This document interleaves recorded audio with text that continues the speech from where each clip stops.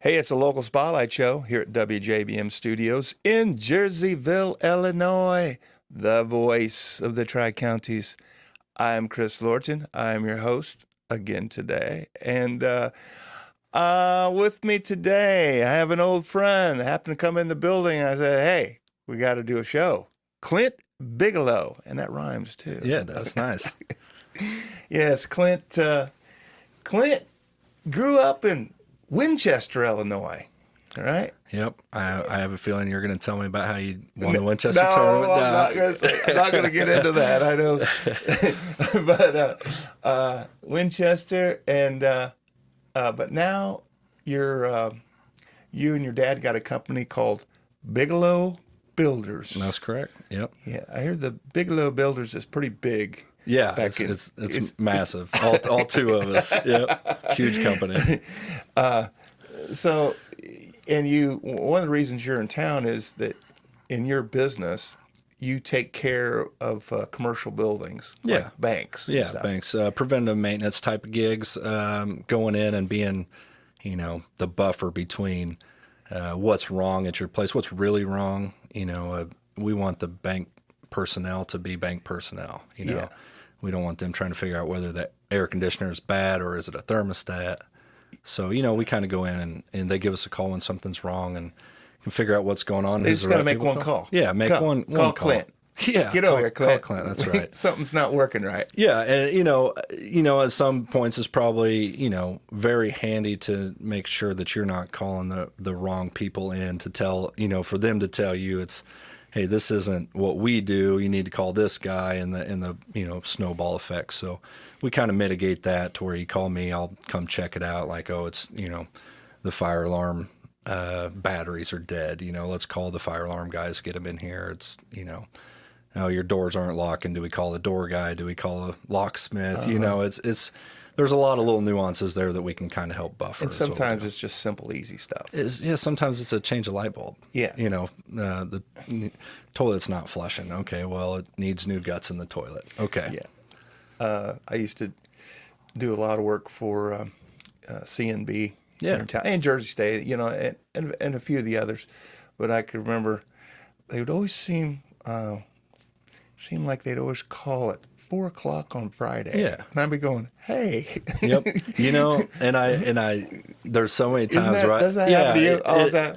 Like, and when you see the phone ring, you kind of think, what could be wrong? It's going to be terrible, but you just pick up the phone call because that's what the gig is. Yeah. You pick it up, see what's wrong, you deal with it, you move on. It's just part of life. Yeah. Well, it's a job. It is a job. Yeah.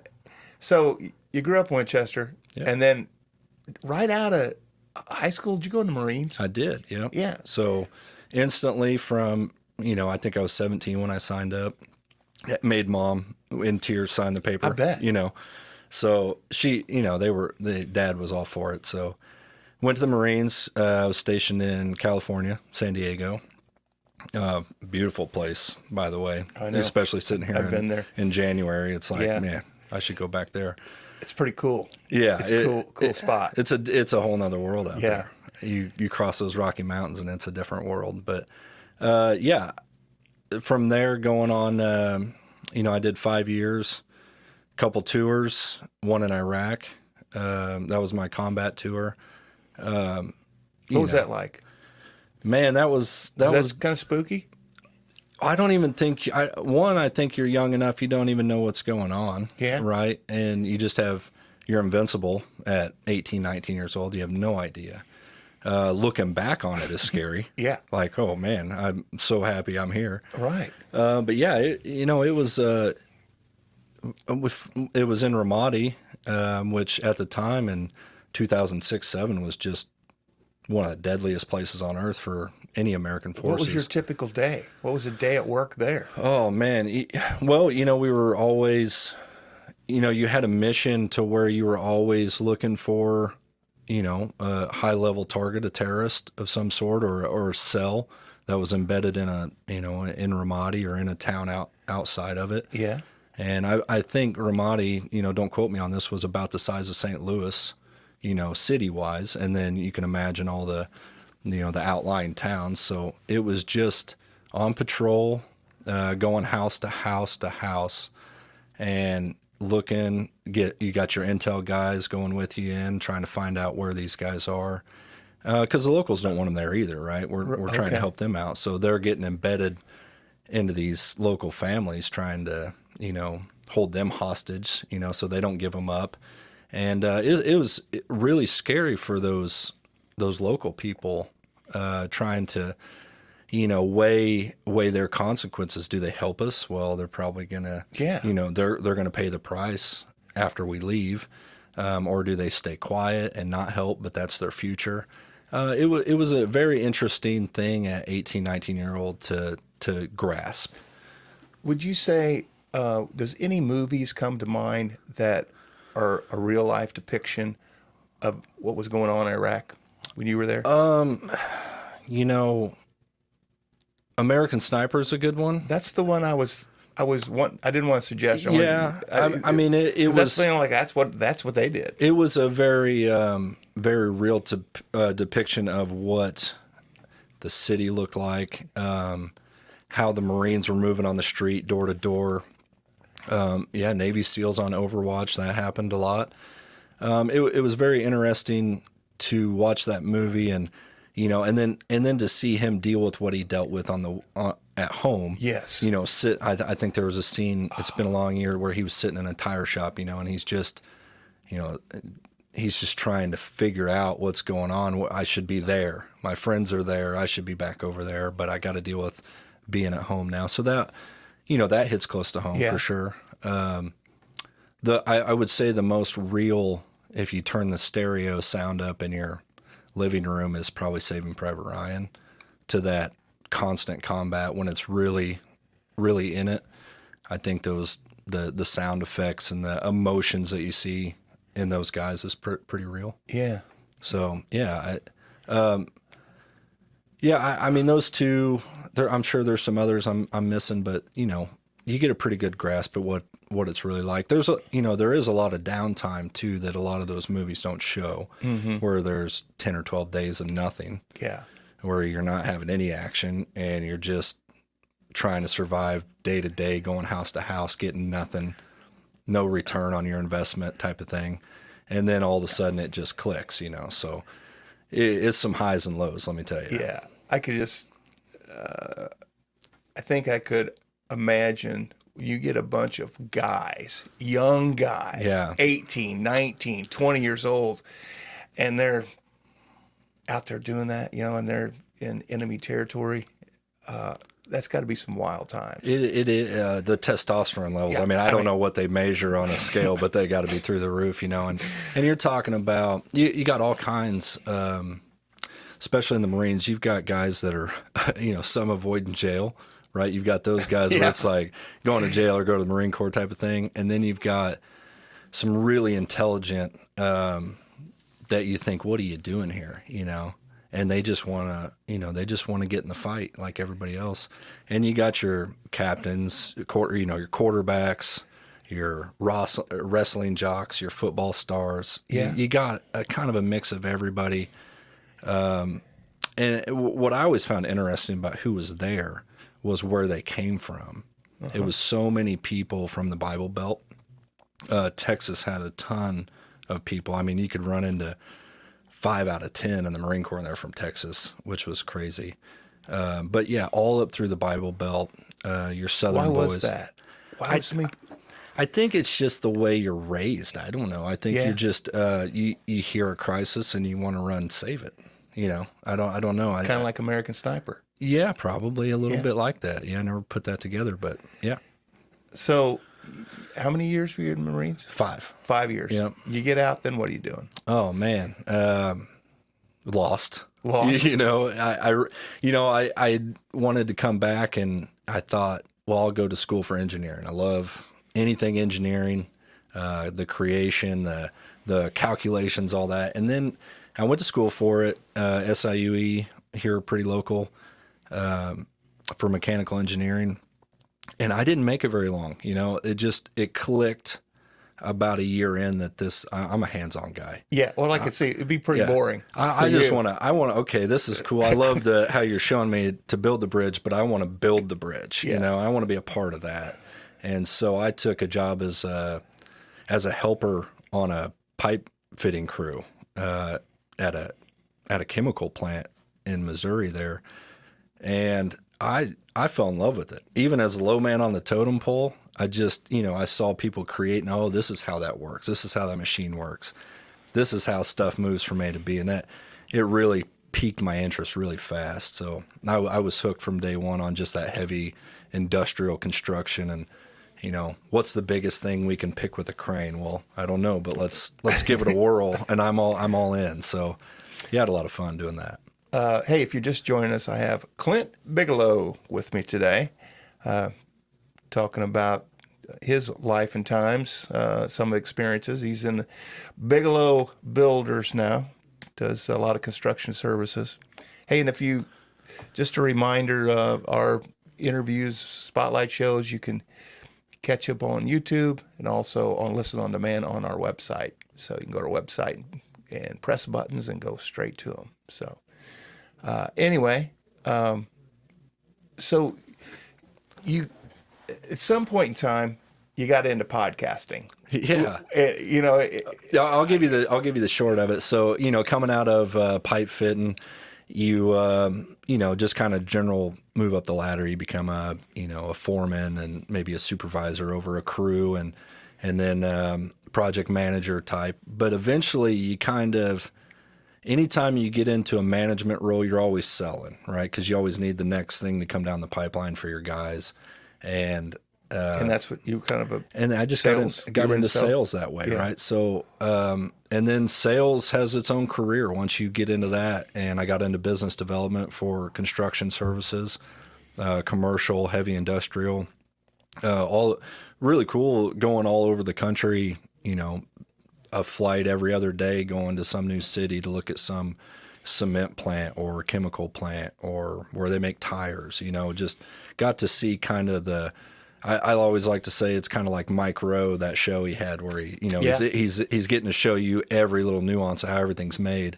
And I kind of got to see the backside of that.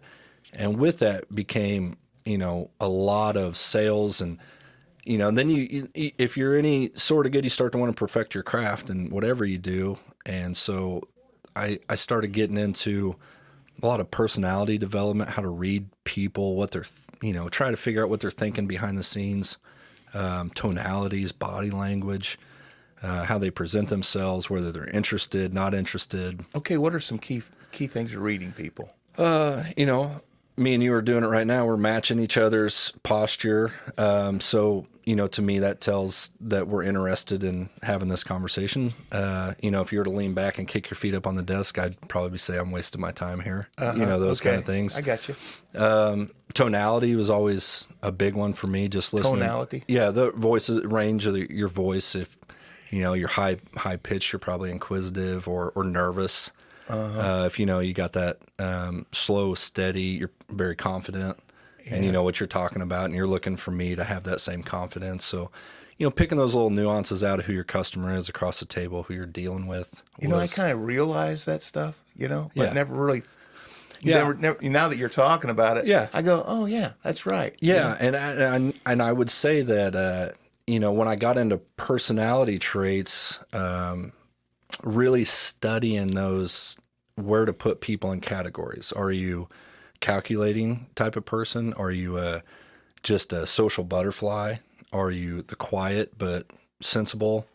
And you start putting people in those corners, so to speak. That's where you start to really learn about different people and how maybe they're interested. They're just not like you, right? And I could tell you, me and you, just knowing you, that, we fit in the same dominant kind of personality. And so that's why I would quickly say that you understand those things, but you never thought about them because you didn't have to. That's just your personality trait, right? So, well, how'd you get in the podcast? Yeah, so that led. That was it. I was in some training for Sandler Sales, which was a big, and it may still be. It was kind of your foot in the door of formal training for sales. And I went to classes a couple of times a week. A company that I worked for put me in these classes. And a part of that is you have to take personality exams and you have to learn about yourself. And when you do that, it's kind of an eye-opener. Yeah. It really opens the curtains to something that you may not think about. And I met some people there, and if you know anything about personality, usually you fit in one of 4 quadrants, and we just all happen to hit it off, and we are all in 4 different categories. So we thought it'd be cool to make a podcast. Yeah. Having the same perspective of selling and dealing with people, but from 4 different personality traits. And so we called it Sales Throwdown. And I don't remember how many episodes we did. It was quite a lot. And we did a podcast out of Dallas-Fort Worth area. And yeah, that's how I got into that. Yeah. And just talk about different methods of selling. Yeah, we talk about sometimes what we did on that day, what we ran into, how to navigate a problem, and sometimes not having an answer.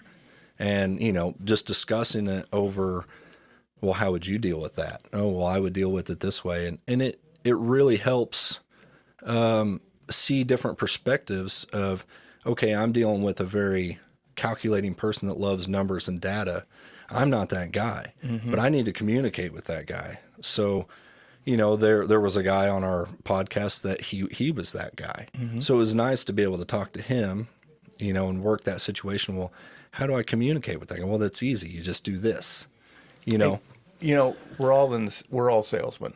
100%. Basically, every single person selling something. Yep. I mean, trying to, sell our wife on, hey, I need that new truck. That's right. Yeah. If you want to see how good of a salesman you are, you take something you don't need and convince somebody that you need it. Right. Right. You quickly become one. Yeah. So, what do you think are some attributes to sales that people need to know? What's the ABCs?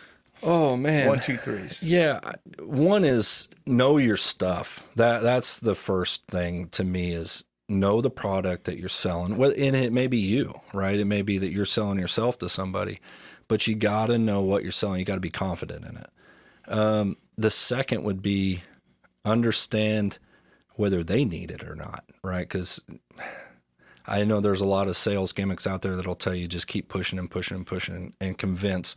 I've never been that way. I like quality sales. If they want it and I have it, then I want you to buy it from me. And that, that's really the key ingredients to making a sale. And the second time is learn to get a no quick. Get it out of the way. Don't let them lead you on down the road for months at a time. And the next thing you know, they just say, oh, I didn't want that anyway. You just wasted 6 months of your time, And so you go for the no as fast as you can. I'll be darned. I think that's correct because the moment you get them out of your radar, you move on to another target, so to speak. And that's always been crucial. A lot of people love to drag sales out. Well, I've got this guy, in sales, it would be called a pipeline. In my pipeline, I've got this and this and this going on. Okay, but how many of those are quality, right? If you're a sales manager and you're talking to your salespeople, that's what you're really looking for is quality of, what do you have that can produce by the end of the month? And I think if you go for the no, you'll realize that maybe 8 out of 10 are not yeses. And you get rid of those and you focus on the 2, put your time and effort on the ones that'll produce. Well, I've only been here at the radio station in this business for about 1.5 years, I think. But the one thing that kind of intrigued me about it was the fact that, in order for a radio station to survive, you have to sell advertising, right? Yep. And in years past, in the other 40 years of my life, I was buying advertising, right? And I felt good about selling advertising because if I can't make you money, then I'm no use to. But if I think I can, I can't help everybody, just in construction or whatever service. Yep. Some people you can't help, just maybe they don't need the help. That's right. Right. But if you are in a situation where, okay, I need more people to know about my product or service, they always say, word of mouth is the best advertising. Well, that's what we do here. Yeah. Word of mouth. That's your whole business. Yeah. So that's why I kind of enjoy it. It's a challenge. For sure, it's a challenge. It's uncomfortable. I think that's probably what I learned the most out of any kind of sales is it's not fun to knock on somebody's door or cold call somebody Yeah. and say, hey, you don't know me. This is what I'm looking to get. And it's uncomfortable for everybody. Being yourself is key, is really crucial for somebody to trust what you're saying. The worst thing you can do is sound like a salesman. Yeah. So that's where that personality training comes in big time, is know who you're talking to, know what kind of style they like to talk. It's not being fake. It's still, you still have to be genuine in the way that you speak, but being yourself is very crucial. I would say that was probably a little bit easier for me than some, and to where I could just kind of, make friends. Yeah. And then sell. You've had some experiences where you had to step out of your comfort zone many times. So, well, yeah, that's what I always have that to fall back onto is, I always go back to like combat as my, well, it can't get any worse than that. Yeah. Right. So like, what are you going to do? Turn me down because you don't want to buy whatever I'm selling? Okay. At least you're not shooting at Yeah, me. exactly. You haven't shot at me today. So, you got to have those fallbacks. You got to have your lows marked and understand that, hey, this is just another day at the office. Hey, we're getting ready to wrap this up. I would like for you to give a pitch. Okay. Sure. Give your pitch for Bigelow Builders. Sure. Okay. Yeah, so Bigelow Builders, it's family owned, just me and my dad, which some people love. Not a big manpower, not a big, not going to go out there and build you a brand new bank, but what we love to do is help you with any kind of problems that you're having internally inside your facility, as far as services, plumbing, air conditioning, and we'll come in and kind of help you see what condition, what status you're in, whether you need to make upgrades or hey, everything's just fine the way it is. Let's just maintain it. On the other side of that, we do a lot of commercial renovations. We've gutted a few banks and built stuff inside the banks to help you get the flow of your office better, or however you just want to make a change. We're building a very expensive home right now. So we're kind of all over the map, but it's one of those where we like to fit the market of, well, nobody else wants to do this, and we always seem to kind of fit in there. You can be kind of the liaison Yeah. between the owner Absolutely. and getting the work done. Honestly, even if you can do it, fine. But if you can't, you know the right. I people know the to talk. right people, and that's where we really is our mainstay. It's being the liaison for people. Yeah, absolutely. Well, Clint, it's been so enjoyable to have you back. Yeah. Get together. We haven't been together for what, like a couple of years? It's I think. been a couple of years. Yeah, a couple of years. Yeah. So Yeah. glad to have you in studio. Thanks for and having me. best of luck and be careful out there. All right.